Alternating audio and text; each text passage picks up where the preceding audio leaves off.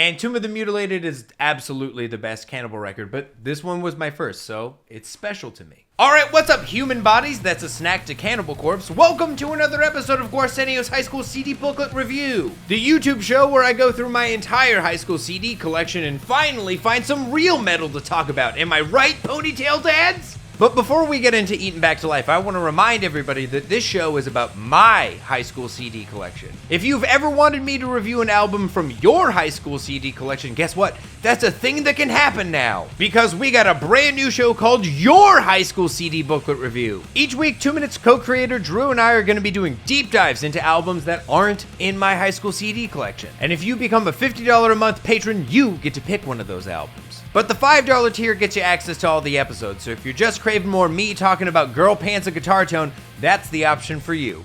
But yeah, this week we're talking about Eaten Back to Life, the first Cannibal Corpse album and my personal first death metal album. I know this isn't the best death metal album or even Cannibal Corpse's best album, but it's my favorite one. My personal favorite death metal band is Cattle Decapitation, who just somehow almost get better every single album. And Tomb of the Mutilated is absolutely the best Cannibal record, but this one was my first, so it's special to me. I snagged this in my sophomore year of high school from Second Spin, and I had like a rush buying it. You know that rush you get from doing like a little bit of a bad thing? I was like, oh, this is probably what it feels like to buy drugs.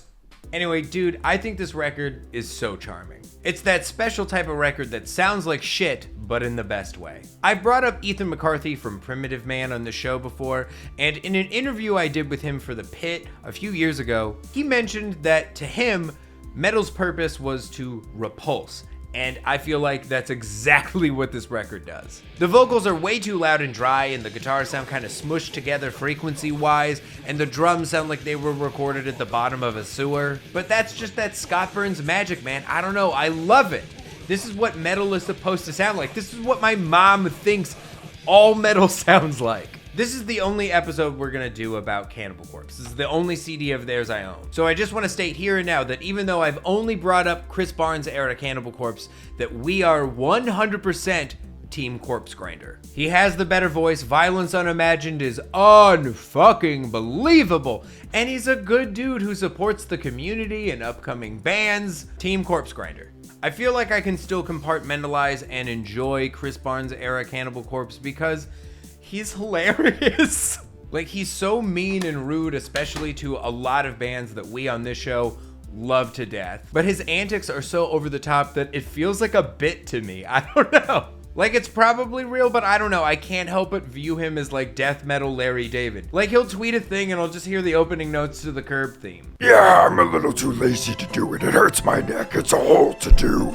Like, his shit starting is just as over the top as actual Cannibal Corpse lyrics, so through that Curb lens, I can still enjoy a Hammer Smashed Face or a Scattered Remains Splattered Brains, which is my favorite track on this record. But let's talk about this album art! This looks like when I saw Matt Pike in a buffet line at Psycho Vegas. This looks like when my grandpa tried to make his famous bolognese sauce after open heart surgery. This looks like an unused Slim Jims ad from a teen lifestyle magazine called Bodacious Boys. Oh yeah, snap into a colon. I just want to point out that there's a parental advisory sticker, even though the cover art is a zombie eating the guts of a dead woman and maybe also his own arm. I know RoboCop had a Saturday morning cartoon, but were parents really this stupid in 1990?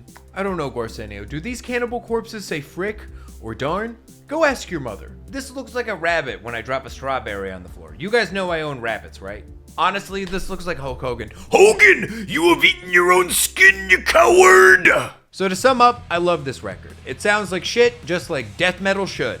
But yeah, that does it for this week's episode. Let me know your favorite Chris Barnes beef story in the comments. Next week, we're doing My Chemical Romance's The Black Parade, and guess what? I think it's good. It's 2 minutes to late night!